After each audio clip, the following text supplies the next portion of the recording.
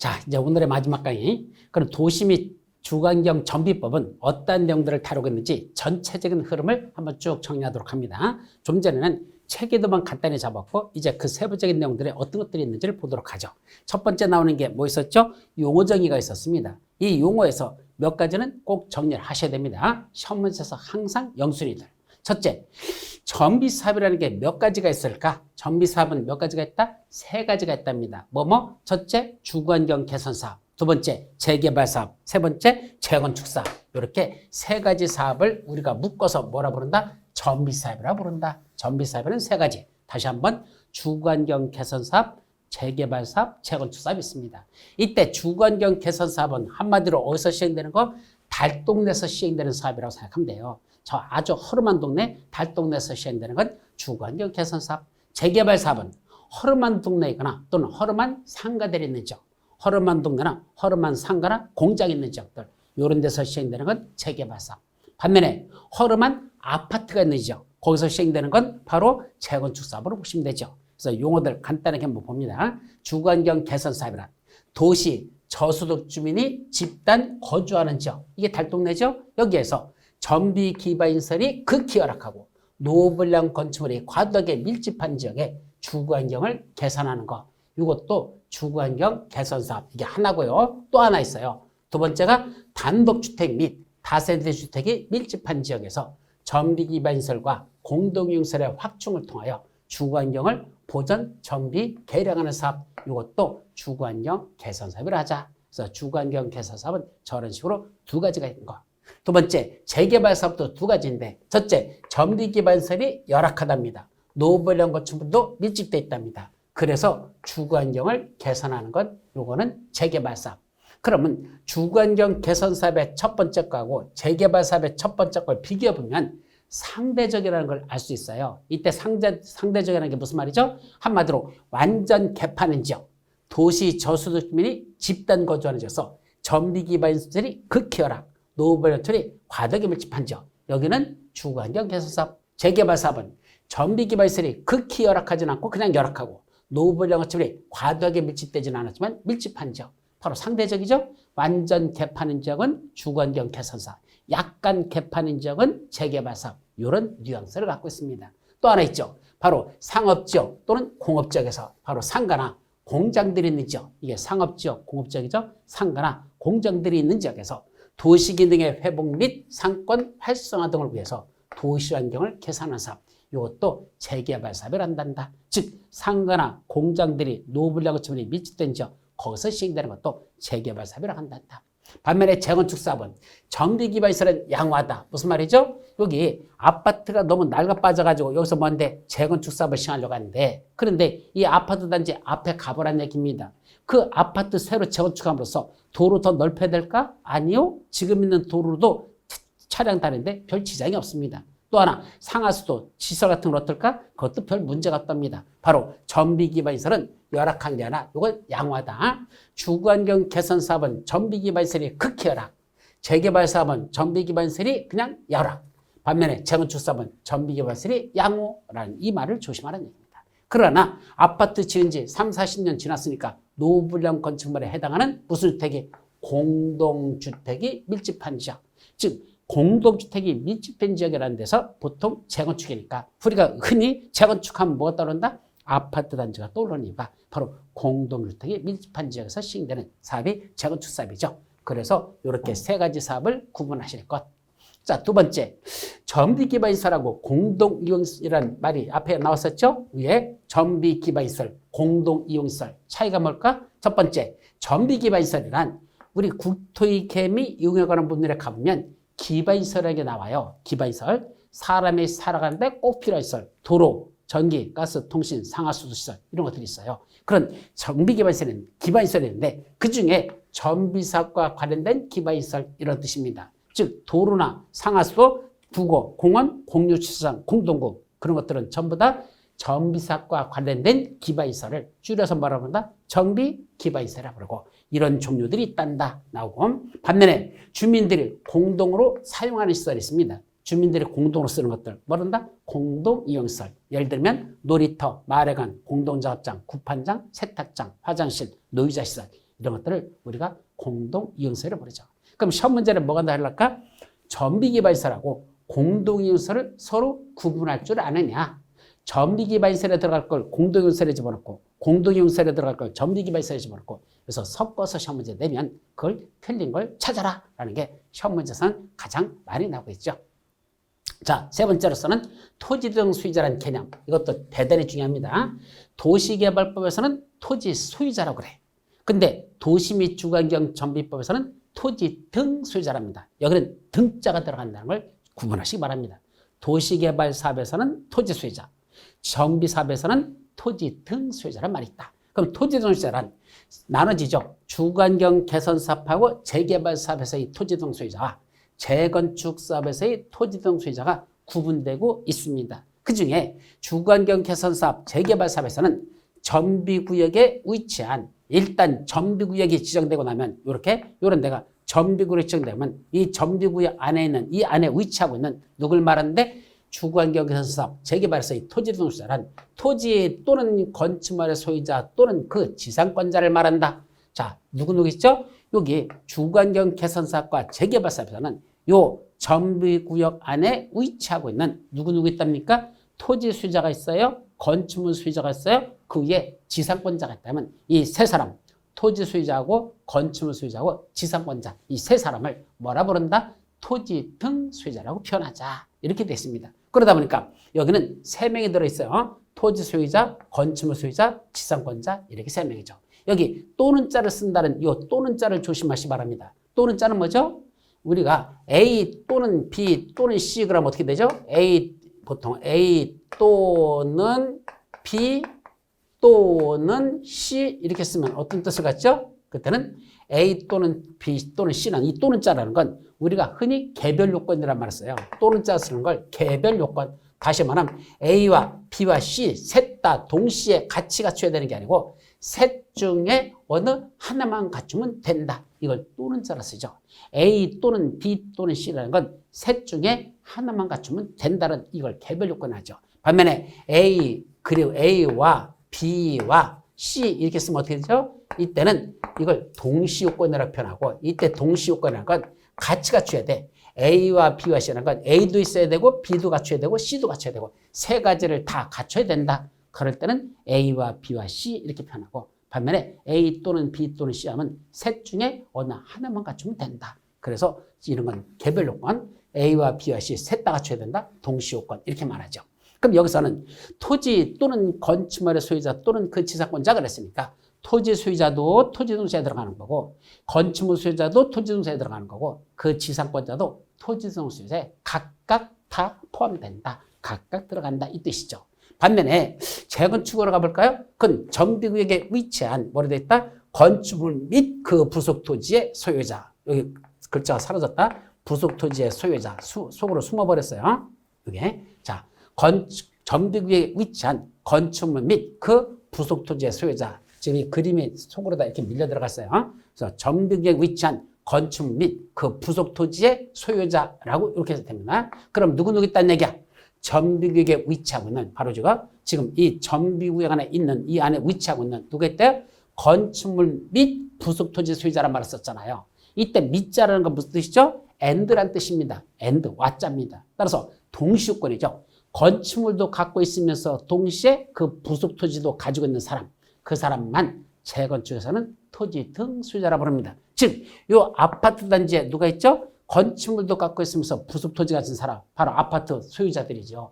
아파트는 어떻게 돼 있죠? 건축물의 일부, 땅은 공유지분. 이렇게 갖고 있는 걸 우리 흔히 아파트 소유자라고 부르니까 바로 건축물도 갖고 있으면서 동시에 토지에 대한 공유지분도 갖고 있으니까 부속 토지 소유자가 되는 거니까 바로 아파트 소유자들이 건축물 및 그 부속 토지 소유자 이 사람만 토지 소유자랍니다. 만약에 재건축에서는 토지만 가지고 있거나 건축물만 가지고 있거나 소유권이 분리돼 버리면 그때는 토지 소유자가 될 수 없다는 걸 조심합니다. 재건축에서 이 토지 소유자가 되려면 반드시 토지도 갖고 있으면서 동시에 건축물도 같이 있을 때 그 사람만 토지 소유자지. 토지만 따르고 있거나 건축물만 따르고 있으면 그 사람들은 나중에 현금 청산 대상이 돼버립니다. 너는 토지 소유자가 아니니까 조합원이 될 수 없다. 팔고 떠나라. 그 사람은 분양 대상자에서 제외시켜버린다는 거. 그거를 조심하시기 바랍니다. 자, 또 토지주택공사 등이란 개념이 있습니다. 이때 토지주택공사라는 건 LH라는 건 여러분들이 아는데 LH죠? 한국토지주택공사. 근데 등자에는 누가 들어간다? 바로 서울주택도시공사 등 SH공사, 바로 지방공사를 말합니다. 따라서 토지주택공사 등이란 한국토지주택공사와 지방공사를 합쳐서 뭐라 부른다? 그걸 우리가 토지주택공사 등이라 부른다. 이 지방공사라는 건 아까 말씀드렸죠. 지방자치단체에서 설립한 저런 주택 등을 건설하기 위해서 설립한 공사를 지방공사라 부르고, 대표적인 게 서울에는 서울주택도시공사, 바로 다른 말로 SH라고 하는데 이런 것들이 대표적인 것들이죠. 자, 그 다음에 시장군수 등이라는 개념이 있습니다. 여기서 조심할 건 시장군수가 아니에요. 뭐라 본다? 시장군수 등 이런 말을 쓴단다. 옛날에는 시장군수라고 썼었어요. 근데 시장군수라고 썼더니 이게 잘못된 거야. 그래서 시장군수 하면 흔히 누굴 말하죠? 도의사 밑에 있는 시장군수만 시장군수라고 부르지 누가 거기에 다른 사람이 더 들어간다고 상상을 안 하거든요. 그래서 개념이 그건 좀 너무 잘못됐다. 그래서 고친 게 시장군수 다음에 등자를 붙여놨습니다. 그게 우리 전비법에서는 가장 중요한 사람입니다. 즉 전비사업에서 웬만한 인허가권은 누가 갖고 있다? 시장군수 등 이 사람이 갖고 있습니다. 전비사업에서는 시도사가 중요하지 않아요. 시장군수 등이 중요합니다. 이 시장군수 등이 웬만한 인허가권은 다 바로 시장군수 등이 가지고 있는데, 그럼 시장군수 등에는 몇 명 있을까? 5명 있습니다. 누구는 있을까? 첫째, 세종특별자치시장, 제주도나 강원도 특별자치도사, 그 다음에 시장, 여기 뒤에 숨어버렸어. 시장군수, 그 다음에 자치구 구청장.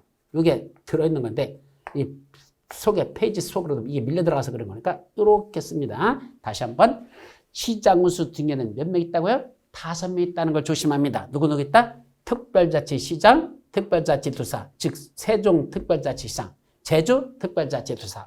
아까 도시개발법에서는 세종특별자치시장이 없다고 그랬지 전비법에서는 세종시도 드러나요. 그러니까 도시개발법에서는 세종특별자치시장이 없다. 전비법은 들어간다. 그래서 특별자치시장, 특별자치도사, 그 다음에는 시장군수, 자치구청장 이렇게 쓰고 있죠. 그럼 이게 무슨 의미를 갖는 거죠? 이 말뜻이 시장군수 등 해놓고 5명 갖는 게, 원래는 시장군수 등이란 누굴 말한다? 시장군수, 자치구청장을 말하는 겁니다. 그럼 시장군수, 자치구청장이 누구였었죠? 서울에서는 서울특별시장 밑에는 구청장, 자치구청장들. 인천에서는 자치구 구청장, 구청장들하고 또 하나 강화군수, 옹지군수, 구청장 군수 있었죠. 그 광역시 밑에 군수. 그 다음에 도지사 밑에 누가 있죠? 시장군수. 도지사 밑에는 시장군수. 그러니까 시장군수 이렇게 되는 거죠. 그것들을 다 묶어서 기초자치단체장을 벌었고, 그 기초자치단체장은 누구 있단다? 시장군수, 자치구청장. 이 세 사람을 흔히 자치구, 구청장까지 이 세 사람을 묶어서 뭐라 부른다? 행정조직의 장 체계도에서 뭐라 부르죠? 그거를 우리가 기초자치단체장에 부른다. 우리 쫄따고 대빵이라고 불렀었죠. 쫄따고 대빵 시장군수 자치구청장입니다. 그런데 앞에 왜 세종시장하고 제주도 도지사가 들어갔을까? 들어간 이유는 원래 세종시에는 구청장이 있으면 그 구청장이 역할하면 되는데 세종시에는 아직 구청장이 없으니까 누가 안 되겠어? 세종시장 지가 직접 할 수밖에 없다 그랬죠. 또 제주도도 원래는 시장군수 시장이 있어. 제주시장 서울시장이 있어. 근데 고유 권한이 없대. 뺏겼죠. 누구한테 가져왔어? 도지사가. 그래서 제주도는 시장은 권한이 없기 때문에 도지사가 직접 행사하니까 시장 대신에 제주도 도지사가 들어간 겁니다. 결국 세종시하고 제주도에서는 앞으로 이제 강원도 도지사도 들어갈 거야. 이 자들은 자기들이 직접 요거 쫄따고 대빵들 시장군수 구청장의 권한을 지들이 행사할 수밖에 없기 때문에 여기에 시장군수 구청장 모여 하는데 거기도 이 두 사람은 포함될 수밖에 없습니다. 저건 광역자치단체장의 권한이 아니고 기초자치단체장의 권한으로서 여기 들어간다 이런 뜻입니다. 그래서 세종시장하고 제주도사를 들어가고 나머지 지역에서는 다 시장, 군수, 자치구청 이 사람들을 묶어서 시장군수 등이라고 표현하고 이 사람들이 웬만한 전비사업의 인허가권을 가지고 있는 실세다. 저 사람들이 실세들입니다. 그렇게 정리하시죠. 자, 여기까지가 용어 정의에서 여러분들이 알아둘 핵심 포인트는 이런 것들. 자, 이제 본론 내용으로 들어가서 제일 먼저 뭐부터 했죠? 도시 및 주거환경 정비 기본 방침을 수립합니다. 누가 수립하죠? 국토교통부장이 전국에서 시행되는 정비 사업은 앞으로 이렇게 하여라 라는 기본 방침을 수립하는 겁니다. 앞으로 우리나라 전국에서 시행되는 정비사업은 이렇게 할 국가 정책 방향과 기본 방향을 제시하고 있는 게 바로 기본 방침을 수립하죠. 10년마다 수립하고 5년마다 타당성 검토를 거쳐 수립합니다. 자, 그러면 그 중에 자기 관할구역, 특히 도시인 관할구역, 어디만 빼고 군지역은 빼고 특별시, 광역시, 특별자치시, 특별자치도, 시 이거 5군데 관할구역, 그 중에 그 5군데 관할구에서 장차 정비사업을 어떻게 하면 좋을지 자기 관할구에서 계획을 수립합니다. 우리 현재 서울특별시에 어디가 노후불량건축물들이 밀집되어 있고 저런 데를 장차 어떻게 하면 좋을까라는 계획이 바로 무슨 계획? 도시 주거환경 정비 기본 계획이라는 게 수립됩니다. 그럼 기본 계획이 드러나면 뭐가 보인다? 서울특별시에 어디가 문제점이 있고 장차 그런 데를 어떻게 하면 좋을까라는 큰 밑그림이 그려지는 게 바로 기본 계획이다. 이런 얘기입니다. 자, 그럼 기본 계획이 수립됐으면 이제 뭐 하면 되죠? 그 중에 가장 문제 있는 지역이 어디더냐? 아까 어디라 그랬죠? 여기 있는 서초구에 있는 아파트 단지가 붕괴 우려가 있어가지고 저기부터 빨리 정비사업을 시행해야 되겠다. 그럼 정비사업을 시행하려면 거기를 뭘 지정해야 되죠? 정비사업을 시행하기 위한 구역을 아까 뭐라고 그랬죠? 정비구역이라는 걸 먼저 지정해야 됩니다. 그럼 정비구역을 지정하려면 무슨 계획부터 수립한다? 정비계획이 먼저 수립됩니다. 즉 정비구역으로 지정하고자 하는 그 아파트 단지 앞으로 정비사업을 이렇게 하겠다는 구체적인 계획이야. 이거는 했으면 좋겠다는 희망사항이 아니라는 걸 조심합니다. 진짜 이렇게 하겠다는 얘기입니다. 앞으로 이 아파트 단지를 정비구역으로 지정해서 이런 식으로 하겠습니다는 구체적인 계획이 무슨 계획? 정비 계획을 먼저 수립합니다. 이때 정비 계획을 수립하기 전에 아파트 단지 같은 데는 뭐부터 한다? 재건축일 때는 안전진단을 실시합니다. 다른 사업은 안 해. 재개발 사업은 안전진단이 게 없어요. 재건축에서만 이 아파트가 붕괴될 우려가 있는지 그걸 점검하기 위한 먼저 안전진단을 실시하고 안전진단 결과 이 아파트 앞으로 30년 까딱없어. 괜찮아. 그러면 정비계획 수립하고 정비구역 지정하는 거 안 합니다. 왜? 까딱없으니까. 앞으로는 더 살아도 돼. 30년 괜찮아. 그러면 정비구역 지정할 일도 없고 따라서 정비계획도 수립하지 않습니다. 즉 정비계획 수립 시기가 도래하면 재건축할 때는 그 공동주택단지에 대해서 이거 붕괴 우려가 있느냐 없느냐라는 안전진단을 먼저 실시한다는 거. 그래서 안전진단 결과 붕괴 우려가 있다 이렇게 나왔죠? 그러면 정비계획 수립하게 돼 있고 정비구역을 지정해서 정비사업에 들어간다 이렇게 되죠. 그래서 정비계획 수립이 먼저고 그 다음에 그에 따라 정비구역을 지정합니다. 그럼 이제 정비구역이 지정되면 그 안에서는 역시 개발행위할 때는 허가받으랍니다. 어디랑 똑같다. 도시개발구역도 아까 지정되면 함부로 그 안에서는 개인들이 사적인 개발행위 하면 안 되겠죠? 도시개발 사업을 시행할 구역이니까 도시개발 사업에 맞지 않는 개발행위들은 허가내주지 않고 도시개발 사업과 관련돼서 괜찮은 것들만 허가내준다 그랬죠. 여기도 마찬가지야.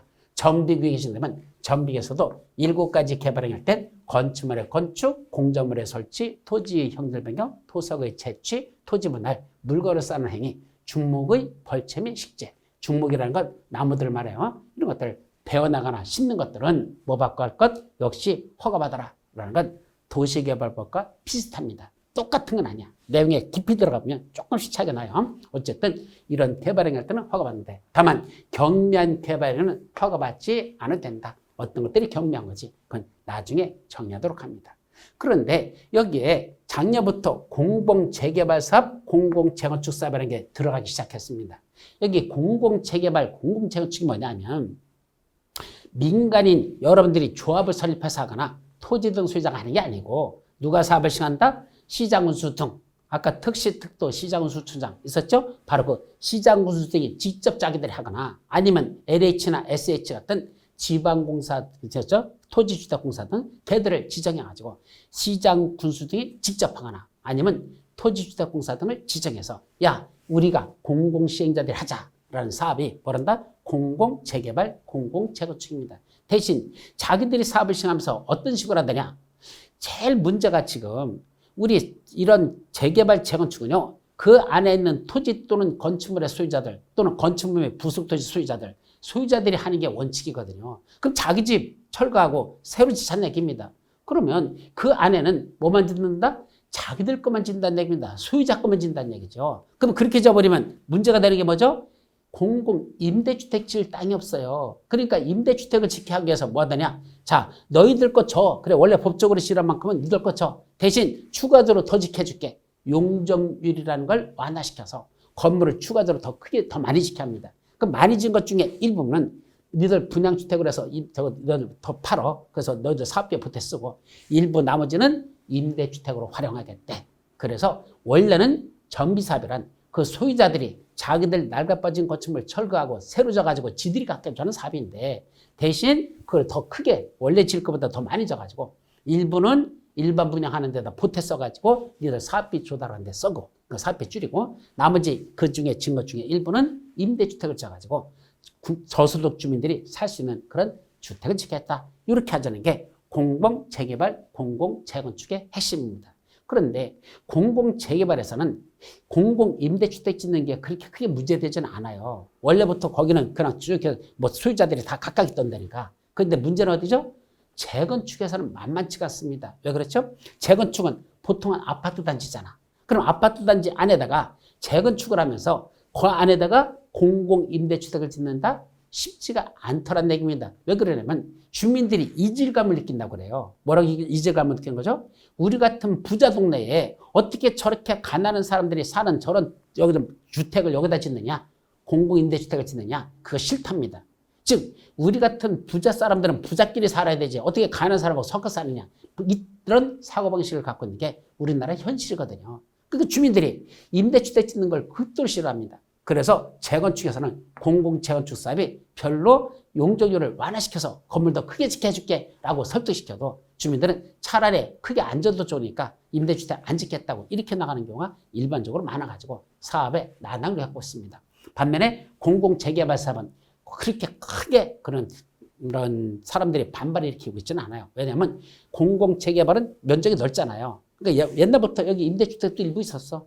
그런 데다 임대주택 짓는 건 크게 거부 반응을 일으키지 않는데 재건축은 같은 아파트 단지에 있는 사람들이다 보니까 그 안에다가 이질적인 임대주택이 들어오는 걸 대단히 싫어해서 현실은 잘 안 되고 있다. 이런 것들이 공공재개발, 공공재건축 사업이라는 게 추가적으로 있더라.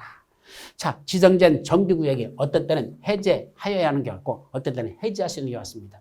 정비사업이 시행되지 않아. 자꾸 지지부진해. 그러면 정비구역 지정해놓고 사업도 진행되지 않는데 그대로 있을까? 아니죠. 그때 아까 정비구역이 진다면 개발행위 허가받으라 그랬잖아. 그 웬만한 거 허가 안 내준다 그랬죠.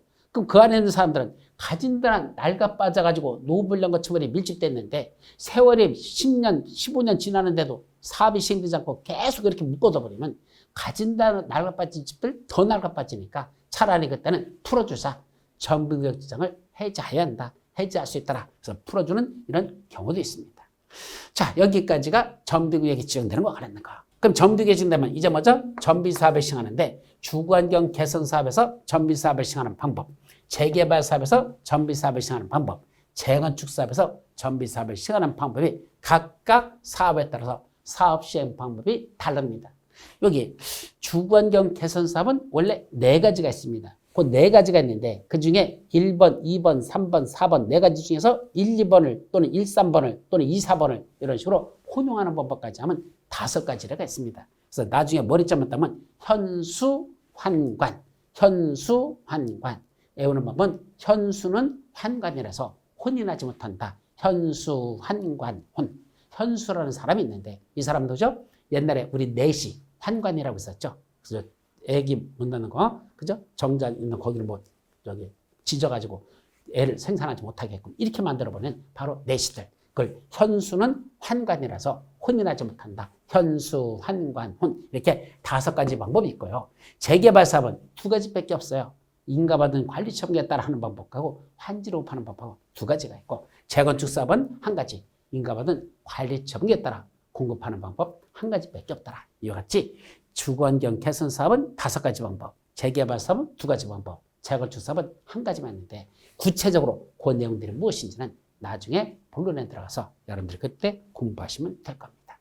자, 이제 사업 시행 방법 간단히 살펴봤으니까 이제 본격적인 사업에 들어가려면 누가 있어야 된다? 사업 시행을 위해서 누가 할 것인지 사업 시행자를 먼저 정해야 되겠죠? 사업 시행자에 관한 내용이 됩니다. 이때 사업 시행자에서 핵심은 뭐냐면 울려가지 말고 잘 생각을 해보세요. 첫째, 달동네 사업, 주거환경 개선 사업은 핵심이 뭐냐면 달동네는요.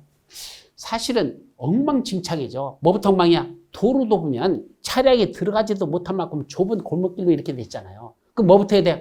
도로부터 차량이 지나갈 수 있도록 넓히는 작업이 먼저입니다. 그죠? 상하수도 같은 거 개판입니다. 전기가스 통신시설 제대로 안 들어갑니다. 그런 정비기반에서부터 새로 만들어줘야 되고 또 마을회관 공동작업장 같은 공동이용시설도 만들어줘야 됩니다. 그럼 그런 것들을 만드는 건 누가 해야 된다? 사업시행자가 해야 되거든. 근데 사업시행자가 그런 거 만들어주면서 사업을 하게 되면 엄청난 그 기반시설 설치 비용이 들어가다 보니까 전비기반시설이나 공동이용 설치 비용이 들어가다 보니까 이건 흑자 사업이 아니라 적자 사업이 될 수 있다는 얘기입니다. 그럼 이런 적자 사업을 누구한테 시켰다? 조합한테 시켜버리면 조합은 어떻게 되죠? 가진다라 가난한 동네인데 그 조합비를 부담해서 그런 사업을 부담한 비용을 낼 수 있다? 불가능하다고 볼 수 있죠. 그래서 달동네 사업은 조합을 설립하지 아니하고 누가 안 된다? 시장군수 등이 직접하거나 아까 시장군수 등 하면 다 설명했었죠? 세종시에서는 세종시장, 제주도에서는 제주도소이사, 그 다음에 성남시에서는 성남시장, 그 다음에 연천군에서는 연천군수, 그 다음에 서울에서는 각 구청장들, 바로 이 사람들이 인천에서도 구청장이나 군수, 이 사람들을 묶어서 특시, 특도, 시장, 군수, 자치구청장, 이 사람들이 자기들이 자기 지역에서는 직접 사업을 시행하거나 아니면 자기가 바빠서 못하겠다? 그럼 LH, 야 네가 해, SH, 니들이 바로 토지주택공사 등을 지정해서 그 자들 보고 하게 하는 것, 그것이 원칙이더라. 그래서 달동네 사업은 원칙적으로 시장군수들이 직접 하거나 토지주택공사 등을 지정해서 하는 게 원칙이라는 것, 조합은 설립하지 않는다라는 것, 이것이 제일 중요한 거죠. 자, 반면에 재개발하고 재건축은 어떻게 할까요? 이거는 바로 누구 토지건축물이야? 여러분들이 갖고 있는 토지건축물이잖아. 그거 낡아 빠졌으니까 철거하고 새로 짓하는 거잖아. 그럼 누가 해야 돼? 자기들 거니까 지들이 해야지 누가 합니까? 너희들이 가지고 있던 토지건축물 철거하고 거기다 새로 새거 짓는 거 너희들이 철거하고 너희들이 새로 지라는 얘기입니다. 바로 토지 등 소유자가 하는 게 원칙인데 잠깐 그런데 토지 등 소유자들이 한두 명이 아니야. 재개발처가 하면 최소한 몇백 명에서 몇천 명까지 되는 경우가 수두룩하거든요. 그러다 보니까 안 되겠대.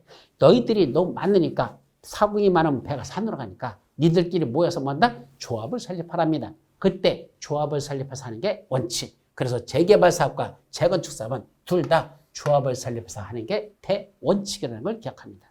재개발 조합, 재건축 조합. 바로 너희들 토지건축이니까 너희들끼리 알아서 철거하고 알아서 새로 져서 알아서 니들끼리 분양받아서 니들이 가져라. 이렇게 하는 거로 하자 얘기입니다. 자, 그런데 문제는 재개발 사업에서 토지등 소유자가 20인 미만이 되는 경우가 있어요. 어떤 경우일까? 자, 아까 재개발 사업을 시행하는 건 허름한 동네에서만 시행되는 게 아니고 허름한 상가나 허름한 공장이 있는 지역에서 사업이 시행된다 그랬죠? 그때 허름한 상가나 공장 한번 예를 들어 볼까요? 자, 여기에 이 빌딩이 하나 있는데 이 빌딩이 개인들이 각각 호실별로 나눠서 갖는 걸 구분 소유권을 갖는 구분 상가가 있는 거 아니면 아니고 전체를 한 사람이 통째로 소유하고 있는 게 있죠. 그걸 뭐란다? 통상가라고 부릅니다. 그럼 구분 상가와 실무에서 쓰는 용어야 구분 상가하고 통상가로 나눠지는데 구분 상가는 각 호실별로 다 소유자들이 별도로 다 있어가지고 그 집합건축물 대장에 들어가서 등기되어 있는 거 그건 구분 상가. 반면에 건물 전체가 통째로 하나로 돼 있어서 그 상가를 한 사람이 소유하겠다. 이거는 통상가라고 합니다. 그러면 이 건물 빌딩을 하나 갖고 있는 사람이 통상가 또는 통사무실을 갖고 있어. 큰 빌딩을 하나 내가 갖고 있어. 근데 우리의 빌딩만이 아니라 옆에 있는 빌딩, 옆에 있는 빌딩, 옆에 있는 빌딩 요거 한 10대 개가 너무 오래돼가지고 지은 지 한 4, 50년 됐거든. 그래서 자꾸 수도도 물이 맨날 결천만 되면 터져나가요. 그 다음에 맨날 줄줄 새고 있어요. 또 여기 벽에 금이가 있어요. 그래서 안 되겠대. 15명이 모여가지고 야 우리 상가들 전부 다 철거하고 우리 새로 여기다 재개발 사업 할까? 할 수 있습니다. 바로 상업지역 등에서 그때 재개발 사업을 시작하는데 그 땅 상가 주인들이 모였더니 몇 명이 모여서 15명이 모였답니다. 아니면 여기에 공장들이 난리 뺐는데 이 공장들도 옛날에 도로들을 그냥 막 엉망도로로 하다 보니까 이 큰 트럭이 지나가려면 그러니까 한꺼번에 돌지를 못해가지고 길이 워낙 좁아가지고 맨날 2번, 3번 하다가 또 어떨 때는 또 엎어져가지고 또 사고도 나고 여러 안 되게 있어서 여기 한번 싹 까면 되고 새로 넓은 도로 만들고 우리 공장도 새로 쌈박하게 새로 지면 안 될까? 그래서 공장 주인들 10명이 모여가지고 다시 재개발 사업을 하겠답니다. 이와 같이 상가 주인 15명, 공장주인 15명이 모여가지고 우리 재개발 사업을 시행할 수 있는데 이때는 조합을 설립할까?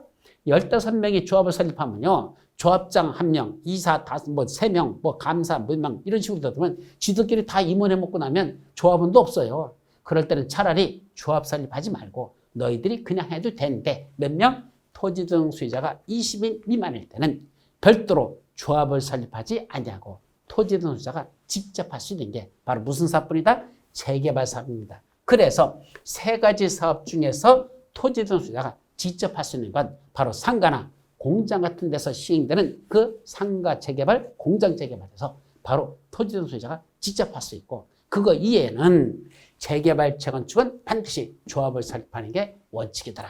조합을 설립해야 된다. 이거죠. 그리고 주거환경 개선 사업은 원래부터 적자 사업이니까 시장운수 등이 직접 하거나 토지대공사 등을 지정해서 이자들이 공공시행자들이 하는 게 원칙이고 그렇게 정리합니다. 다만 여기 예외적으로 재개발, 재건축에서는 원래 누가 한다 그랬죠? 재개발, 재건축, 재개발조합, 재건축조합 또는 20인 미만일 때는 토지소유자가 재개발할 수 있다 그랬죠. 근데 이자들이 하는 게 아니고 누가 한데 시장운수 등 토지대공사 등이 공공시행자 얘들이 직접 사업을 시행하는 경우가 몇 가지가 있더라. 여러 가지 있어요. 그래서 세부적인 사항들이 있는데 어쨌든 재개발, 재건축을 반드시 조합이나 토지소유자만 할 수 있는 건 아니고 경우에 따라서는 공공시행자들이 직접 지들이 재개발, 재건축을 하는 경우도 있죠. 자, 그런 예외들이 있습니다. 자, 그 다음에 이제 제일 중요한 게 뭐죠? 정비사업조합이라 그랬습니다. 그럼 조합을 설립하려면 먼저 뭐부터 한다? 조합 설립 추진회를 먼저 구성한다고 아까 말씀드렸죠? 그래서 추진회가 구성되면 그 추진회가 조합 설립을 추진합니다. 그때 조합 설립 인가를 받아야 되는데 조합 설립 인가 받은 건 누구한테 인가 받는다? 우리 웬만한 건 정비법에서는 누구한테 받는다 그랬죠? 시장, 군수 등이 인허가권자라 그래서 다시 한번 특시, 특도, 시장, 군수, 자치구청장 이 5명 이 사람들이 시장, 군수 등이고 이 사람들한테 조합 설립 인가를 받으러 갑니다. 그때 인가 받으러 갈 때 해당 지역에 있는 사람들의 동의서를 받아야 돼. 여기 재개발 조합을 설립할 때 또는 재건축 조합, 조합은 2개밖에 없으니까 재개발 조합, 재건축 조합을 설립할 때 뭐 받아야 된다? 이 안에는 사람들의 동의를 받습니다. 얼마나 받을까? 재개발 조합은 토지 소유자 4분의 3 플러스 토지 면적 2분의 3의 동의를 받아야 되고 재건축은 그런 주택단지 안에서는 아파트 단지 안에서는 주택단지 혹은 주택단지 안에서는 하나 동마다 101동, 102동, 103동, 103동 한 개 동마다 각각 구분 수의자 과반수 등이 필요하고 주택단지 전체로서는 아파트 단지 전체로서는 구분 수의자 4분의 3 플러스 토지 면적 4분의 3 이상의 동의를 받습니다. 그럼 주택단지가 아닌 지역이 여기 있네? 여기서의 동의요건은 얼마란다? 토지 또는 건축물 소유자 4분의 3 이상 플러스 토지 면적 3분의 2 이상의 동의를 받으랍니다. 그러다 보니까 재개발조합은 4분의 3 플러스 2분의 1, 주택단지에서 재건축은 과반수 4분의 3 플러스 4분의 3, 그 다음에 주택단지가 아닌 지역에서는 4분의 3 플러스 3분의 2. 이놈의 동의요건 이 숫자 맞추다가 돌아버리고 말더라 얘기입니다. 그러니까 저런 숫자를 그냥 하나씩 언제 4분의 3 플러스 2분의 1, 과반수 4분의 3 플러스 4분의 3, 주택단지가 아니죠? 4분의 3 플러스 3분의 2 이렇게 하나하나를 언제 이걸 애우고 앉아있느냐는 얘기입니다. 그래서 골치 아프면 뭐만 해오자? 분자만 해옵니다. 그럼 4분의 3에 3, 2분의 1에 1, 3, 1. 여기서는 과반수가 과 해놓고 4분의 3 플러스 3이니까 3, 3. 이게 되죠? 밑에 주택단지 안지은 4분의 3 플러스 3분이니까 3, 2 이렇게 되겠죠. 그래놓고 어떻게 온단다? 이제 머리점 할 거예요. 그러니까 3.1절 날 3월 1일이 뭐죠? 3.1절이잖아. 3월절이 뭐죠? 유관순 우리 언니 만세 불렀던 노래잖아. 언니야 누나야. 하여튼 여자분에서 그리고 남자에서 누나가 되겠네. 하여튼 만세 불렀던 날이잖아. 바로 그 3.1절 날 누구를 따졌죠? 저 파고다 공원에서 그때 민족대표 몇 명이 모여가지고 그때 기미 독립선언을 낭독했죠. 그때 기미 독립선언을 낭독했던 때 그 우리나라 민족대표 몇 명이 모였었죠? 아시는 분 역사 시간. 바로 33명 있었죠. 그래서 주택단지 안에 사람들한테 물어봤어. 주택단지 사람들한테 야 3.1절 날 주택단지에 있는 사람들한테 뭘 물어봤죠? 야 그때 민족대표가 몇 명이었니? 라고 물었더니 그중에 과반수가 몇 명으로 대답해서 33명이라고 대답을 했어.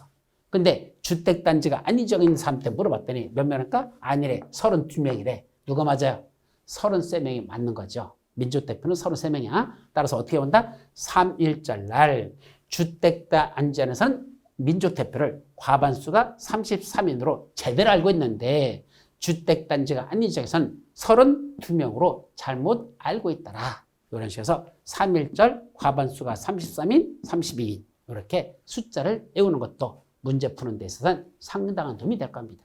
그러니까 저렇게 암기법이 너무 복잡할 때는 외우는 방법을 찾아가지고 그렇게 외워둬야 시험 문제 풀 때 3.1절 날 3.1 네, 주택단지에서는 과반수가 33인으로 알고 있는데 주택단지 아닌 지역에서는 32명이래. 끊어놓고 밑에는 거기다 숫자 하나씩 더하면 되죠. 4분의 3 플러스 2분의 1 과반수 4분의 3 플러스 4분의 3 요거는 4분의 3 플러스 3분의 2 밑에 있는 분모는 숫자 위에 있는 분자에 하나만 더 더하면 그것이 분모가 되는 거니까 그런 식으로 암기를 해가지고 암기하는 게 좋다라는 얘기입니다. 자, 그럼 주택조합은 어떻게 구성되죠? 이것도 마찬가지야. 조합원이 있어요, 임원이 있어요, 총회가 있어요, 대의원회가 있어요. 이런 네 가지 조직이 있는 것 도시개발조합과 같은 노래니까 그대로 보도록 하죠. 자, 이제 사업시행자가 정해지면 사업시행자가 뭐하라 그랬죠? 사업을 시행하기 위한 구체적인 계획을 작성한다 그랬는데 그때 사업을 시행하기 위한 구체적인 계획을 뭐라 부른다? 사업시행 계획서 작성해서 뭐 받으러 간다? 사업시행계획 인가받으러 갑니다. 누구한테? 시장운수 등에게 여기도 갑니다. 그래서 시장운수 등에게 사업시행자로서 제가 이렇게 전비사업을 시행하려고 하오니 이렇게 할 수 있도록 인가 내어주세요 라는 이 인가가 바로 뭐다? 사업시행계획 인가라고 하더라. 그래서 인가를 내주고 시장운수 인가 내주고 아 이렇게 하려고 한다고? 심사해보고 괜찮아 알았어 이렇게 할 수 있도록 사업시행계획 인가 내주고 그 사실을 고시합니다. 이걸 사업시행계획 인가 고시라고 하죠. 자, 그럼 이제 뭐 하면 되죠? 인가받은 대로 이제 사업시행자는 뭐 하면 돼? 사업에 들어가면 되죠. 그죠? 인가받은 대로 사업에 들어가면 됩니다. 근데 잠깐 사업에 들어가기 전에 뭐부터 한단다? 사업에 필요한 몇 가지 조치들이 있었습니다. 그 중에 아까 우리 앞에서는 뭐가 있었죠? 시공자 선정이라는 게 있었어요. 그래서 시행사하고 시행자하고 시공자하고 차이가 뭐죠? 우리 기본적으로 정리. 여러분들이 시행자하고 시공자를 혼동하는 경우가 있더라고요. 시행자는 뭐죠? 사업의 주체입니다. 내가 사업을 시행한다? 그럼 내가 시행자예요. 근데 시공자는 실제로 건설공사를 행하는 자. 우리 시행자 중에 아까 누가 있었죠? 정비사업조합. 그럼 조합장이 사실은 사업 시행자가 되는 거죠. 그 조합이 사업 시행자니까. 그런데 거기 조합장이 직접 자기들이 벽돌을 쌓아 올리고 지들이 직접 철근 같은 거 올리고 그럽니까? 아니요. 건설공사를 행하는 자는 따로 있습니다. 그 자를 뭐라 부른다? 시공자. 그래서 실제로 사업의 주체는 시행자라고 부르고 실제로 건설공사를 행하는 자는 시공자라고 한다. 그래서 시행자, 시공자. 조합은 시행자. 건설회사들은 시공자. 이렇게 다르죠. 그래서 시공자 선정이 되죠. 이 시공자 선정이 또 뭡니까? 엄청난 이권이죠. 시공자 선정하는데 어마어마한 사실 돈들이 왔다 갔다 하고 리베이트도 뭐 몇십억, 몇백억씩 왔다 갔다 하는 경우도 있어요. 왜요? 큰 공사일 때는 시공권을 딴다는 게 어마어마한 거죠. 건설회사가 웬만한 큰데 재건축하는데 시공권을 따잖아요. 자기 회사 직원들 2년 동안은 봉급줄 돈을 거기서 뺀다고 하니까 사실은 작은 돈이 아닙니다. 그러니까 사활을 걸고 자기가 시공자로 선정되려고 조합장을 구워 삶고 찢어먹고 볶아먹고 삶아먹고 구워가지고 그냥 조합장이 나중에 잘못돼가지고 또 쇠고락 차고 깜빵에 들어가고 이런 경우도 많잖아요. 바로 이런 비리가 발생하는 게 시공자 선정에 관한 게 있습니다. 그래서 시공자 선정에 관한 것들은 쭉 이제 있을 것이고 두 번째는 공사비 검증 요청이라는 건 공사비가 좀 올라요, 자꾸. 그래서 처음에 예상했던 것보다 자꾸 더 올라가고, 그럼 이렇게 어느 정도 올라가는 게 과연 타당한 건지, 그 검증도 요청하는 게 최근에 새로 신설된 내용이고, 그 다음에 임시거주소 설치. 요건 아까 말씀드릴 때 뭐랬죠? 철거되는 주택에, 여기 있죠? 철거되는 주택의 소유자나 세입자들이 여기 살고 있었잖아요. 이분들 새로 짓는 동안, 완성돼가지고 오는 동안 어디 가서 살 수 있는 공간을 만들어드려야 된다, 이죠? 그걸 뭐라 부른다? 임시거주소를 설치하자 합니다. 그런데 법에서 임시거주소를 설치할 수 있도록 법에서 정하고 있는 건 무슨 사업뿐이다? 주거환경 개선 사업과 재개발 사업에서만 임시거주소를 설치하는 게 필요합니다. 다시 말하면 완전히 가난한 달동네나 허름한 동네 있죠? 여기서만 철거되는 주택의 소유자나 세입자가 나가서 머물 수 있는 공간, 새로 짓는 동안 그걸 만들어주라는 얘기죠. 만약에 공간을 안 만들어주면 그 사람들은 돈이 많지 않기 때문에 그 사업 시행자 입장에서 새로 나가서 머물 수 있는 공간을 자기들이 직접 만들어주기가 쉽지 않아요. 재건축은요, 법적으로 도와주지 않습니다. 재건축은 사업시행자가 알아서 지들이 은행에서 대출을 받든 어떻게 하든 알아가지고 그 나가시는 분들의 머물 수 있는 공간을 만들어주는 건 그건 니들 자체적으로 알아서 하라는 얘기고, 반면에 주거환경 개선과 재개발사에서는 아예 법에서 명시를 해놨어. 철거되는 주택의 소유자 세입자가 나가서 머물 수 있는 공간을 이런 식으로 만들어주고, 그래서 이런 혜택을 드려라 라고 아예 법에서 만들었죠. 그중에 특히 누구 거? 이 나가서 머물 수 있는 공간을 만들어주는데 사람들이 갈 곳이 없어. 더 이상 나올 곳이 없어. 나가서 머물 수 있는 공간이 없어. 그러면 누구 거? 국가나 지방자치단체의 시설이나 토지를 뭐 할 수 있다? 그 쏟아져 나오는 사람들이 머물 수 있는 공간을 쓸 수 있도록 이런 공간으로 임시 거주시설을 설치할 수 있도록 사용할 수 있습니다. 누구 거? 국가하고 지방자치단체의 토지나 시설을 임시거주시설에 설치하기 위해서 일시 사용할 수 있는데, 그때 사업시행자로부터 국가나 지방자치단체한테 사용 신청을 받으면, 야 국가, 야 지방자치, 니들이 갖고 있는 토지시설 있잖아, 이 사람들 머물 수 있는 공간을 쓰려고 하니까 좀 내놔라 라고 사용 신청을 받으면 국가나 지방자치는 특별한 사유가 없는 한 사용 신청을 거절할 수 없고, 이렇게 특별히 이미 제3자한테 매매계약 등 제3자한테 쓰라고 했다면 어쩔 수 없지만, 그런 게 아닌 한 야 니들 땅 좀 쓰자, 저 사람들이 쏟아져 나오는 사람들 거기 머물 수 있도록 임시거주소 설치하자라고 해서 하는 거에 대해서 거절할 수 없고, 그때 이 사용하는 사용료 대부로도 면제, 돈을 받지 못하도록 아예 법에다 저런 식으로 해서 주거환경 개선사업과 재개발사업에서 쏟아져 나오는 그 설거되는 주택의 소유자 세입자들 머물 수 있는 공간을 만들어주는 건 국가나 지방자치단체가 도와줘야 될 의무가 있다라고 아예 법에서 이런 식으로 명시하고 있습니다. 자, 이제 뭐 끝났죠? 자, 필요한 주제 끝났으니까 이제 본격적인 사업에 들어가기 위해서 이제 사실은 이제부터 사업 시행이에요. 자, 사업 시행기 인가고시는요, 이렇게 정리하세요. 저는 그림을 그릴 때 이렇게 그려요. 자, 이렇게 했을 때 우리가 등산한다고 했을 때 어디 올라가죠? 여기까지 올라가는 게 있잖아. 그럼 제일 먼저 여기서 뭐 했었죠? 점리계획 수립하고 점리구역 지정하고 조합설립 추진에 구성하고 조합설립 인가 받고 사업시행에서 작성해서 여기서 뭐 받았다? 사업시행계획 인가받았다. 우리가 등산으로 따지면 사업시행계획 인가고시가 바로 어디란다? 등산의 최정점으로 보시면 됩니다. 즉 사업시행계획 인가받으려고 뒤져라고 여기서부터 여기까지 올라오는 거로 노력한 거죠. 이제 드디어 뭐 받으면 사업시행계획 인가까지 받으면 이제 무슨 길이야? 내리막길이에요. 그 다음부터는 오르막길이 아니에요. 인가받은 대로 사업을 시행하면 되니까. 그래서 여기를 등산으로 따지면 바로 산 정상으로 보시는 게 사업시행계획 인가받는 겁니다. 그럼 이제 인가받았으니까 이제 뭐죠? 본격적인 사업으로 들어가기 위해서 제일 먼저 뭐부터 한다? 분양신청부터 받습니다. 자, 여러분 종전에 있던 토지거침을 가진 여러분들 여기를 새로 까뭉개고 새로 개발한 거 이렇게 개발해도 된다고, 이렇게 새로 정비사업을 해도 된다고 시장무수단에게 인가받았으니까, 사업시행계획 인가받았으니까 이렇게 하는 거에 마음에 드셔요? 보셔요? 이 사업시행계획에서 마음에 드셔요? 그러면 분양신청하세요. 그래서 그 사업시행계획에서 보고하고 분양신청하라고 사람들에게 통지하고 일간신문에 그 사실을 공고합니다. 이걸 분양신청 통지 및 공고라고 하죠. 사람들에게 분양신청을 받습니다. 그럼 사람들이 사업시행계획에서 인가한 거 보고 내용 봤더니 괜찮네? 이런 식으로 한다면 이거 좋겠는데? 그래요. 나 분양신청할게요. 하고 분양신청을 받습니다. 그럼 분양신청 기간이 끝나면, 이제 뭐죠?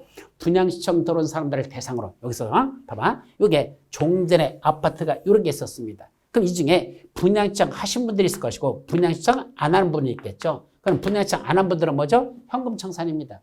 너희들은 안 하겠다고? 알았어. 그럼 감정평가 가지고 얼마 줄게? 나가. 현금청산 시켜서 내보내고, 분양신청 들어온 사람들에게 이제 너는 몇 동 몇 호, 너는 몇 동 몇 호 줄게, 너는 몇 동 몇 호 줄게 라는 요 계획을 수립하는데, 바로 이 계획이 무슨 계획이다? 그게 바로 관리처분 계획입니다. 실무에서는 보통 몇 동 몇 호 정해주는 거 보통 추천 방식으로 많이 해요. 왜냐하면 별 차이가 없잖아. 그럼 그 중에 로얄층에 있는 사람들은 이 새로 짓는 것도 로얄층을 정해서 그쪽만 주는 거로 정해주고 뭐 이런 식으로 해서 일부 정리는 하지만 그래도 원칙은 추천 방법을 하는 게 원칙 일반적입니다. 근데 원래 법적으로는 꼭 추첨으로 하라는 게 아니고 이렇게 고려해서 정하라 그랬는데 그 대부분이 비슷하니까 뭐 아파트 단지에서야 뭐 저층, 중층, 고층에 따라서 로얄층이냐 아니냐 또는 조망권이 좋으냐 아니냐 이것들에 대한 일정 플러스 가산점을 주지만 원칙적으로는 추첨해서 주는 게 원칙입니다. 자, 그래가지고 이분들에게 몇 돈 몇 톤 만들어주겠다 이 청사진을 그려내는데 이걸 뭐라 부른다? 관리처분 계획을 수립하라는 얘기입니다.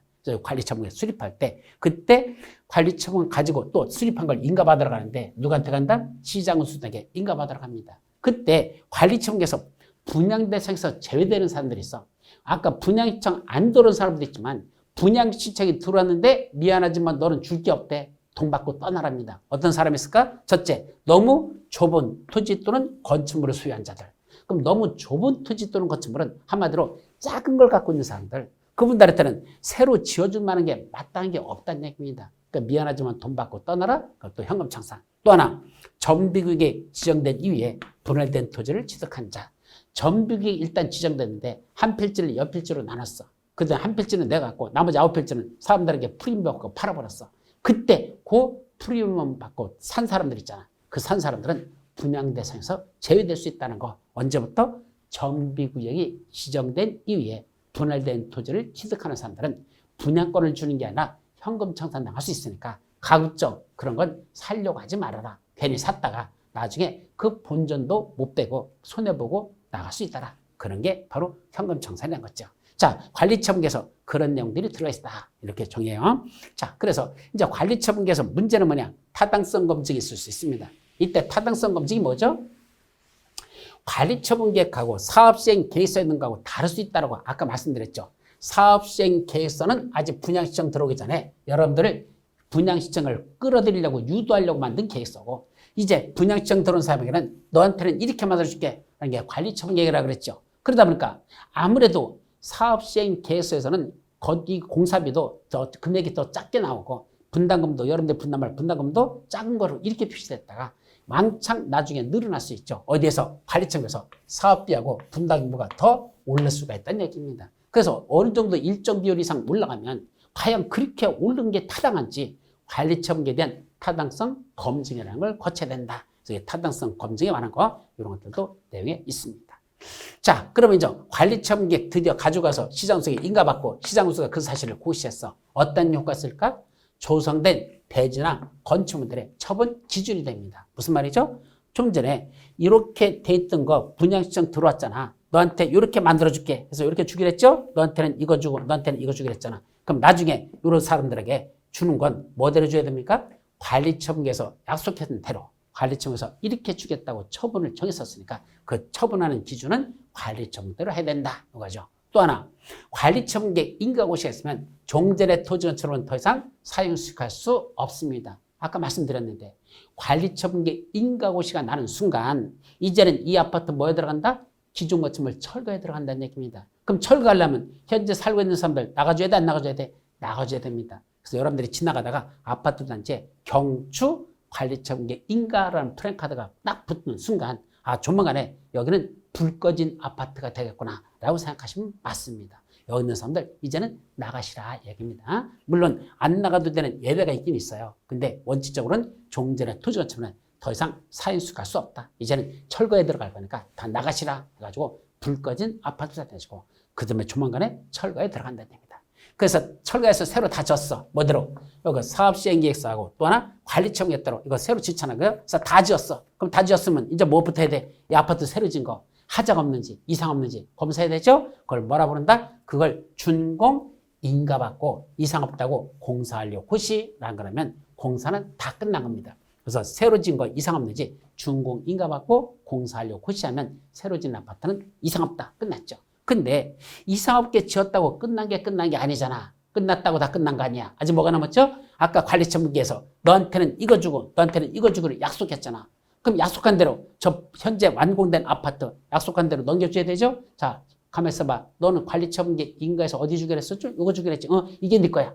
요거는 너는 이거 주기로 했었지. 이거 네 거야. 라고 네 거야 라고 넘겨주는 거. 소유권 이전이라는 절차가 필요합니다. 그래서 종전의 토지 건축물 중에 분양시행 들어온 사람들에게 약속한 대로 새로 완성된 건축물에 대한 소유권 이전이라는 절차가 필요하더라. 그럼 소유권을 이전하면 어떤 효과가 있죠? 소유권 이전고시 돼요. 이전고시가 있은 날에 다음날 되면 이날이야. 소유권 이전고시가 있어서 다음날 하면 분양받은 대지 또는 건축물의 소유권을 취득합니다. 즉 새로 지은 아파트 내게 된다라는 게 어느 날이다? 소유권 이전고시가 있은 날에 다음날 그 아파트는 내게 됩니다.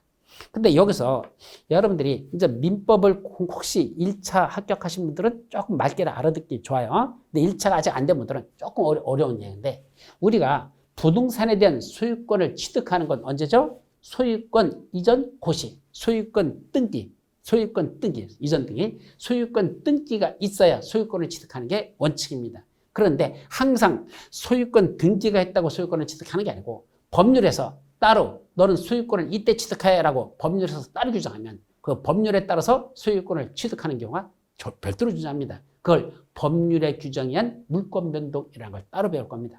즉 물권에는 8가지 권리가 있는데 그중에 소유권, 점유권, 그다음에 제한물권, 제한물권은 또 3가지 나눠가지고 6가지가 있는데, 어쨌든 나중에 배울 거야 민법에서 그중에 소유권이라는 권리가 이전하려면 뭐가 된다? 부동산은 등기라는 게 있어야 되는데 등기하지 않았는데도 법률에서 따로 규정해서 소유권이 넘어가는 경우가 있습니다. 바로 여기서 새로 진 요거에 대한 소유권은 언제 취득하느냐? 소유권 이전 고시에서 날에 탐달되면 여기 종전의 토지 건축물 분양시장 들어온 사람들 있죠? 이분들이 요거에 대한 소유권을 그때 취득한다. 등기하지 않았는데도 소유권 취득이 먼저 이루어진다는 것. 그래놓고 지체 없이 그 다음에 등기를 하는 게 그 다음에 이루어진다라고 이해하시면 되죠. 자, 그런데 이제 조합 해산에 관한 게 새로 하나 들어갔어요. 이거는요, 새로 올해부터 신설된 겁니다. 그래서 나중에 조합 해산에 관한 것들은 새로 정리할 거니까 이건 올해, 그러니까 이번까지 시험 문제는 안 들어가요. 바로 내년부터 들어가는 여러분들 시험범위에 새로 들어가는 거니까 이건 출제 가능성이 있으니까 이건 본론 내에서 다시 설명드리도록 하죠. 그리고 마지막 이제 종전의 토지 건축물의 가격과 새로 분양받은 대정부지의 가격과의 차액을 우리 뭐라 부른다? 차액을 뭐라 한다? 청산금이라는 용어를 정리합니다. 청산금이 뭐라고요? 종전의 토지 건축물의 가액과 새로 분양받은 대지 건축물의 가액, 그 가액과의 차액, 그 차액을 우리가 청산금이라고 부르고, 그 차이 나는 금액만큼은 만약에 종전 거 2채를 갖고 있었어. 2채 값을 합쳤더니 8억이야. 분양받은 아파트는 얼마야? 이건 6억짜리야. 그럼 8억짜리 가진 사람한테 6억짜리 있으면 6억짜리 주면서 8억 있는 사람한테는 2억이라는 돈을 다시 줘야 되죠? 청산금. 그럼 지급 대상.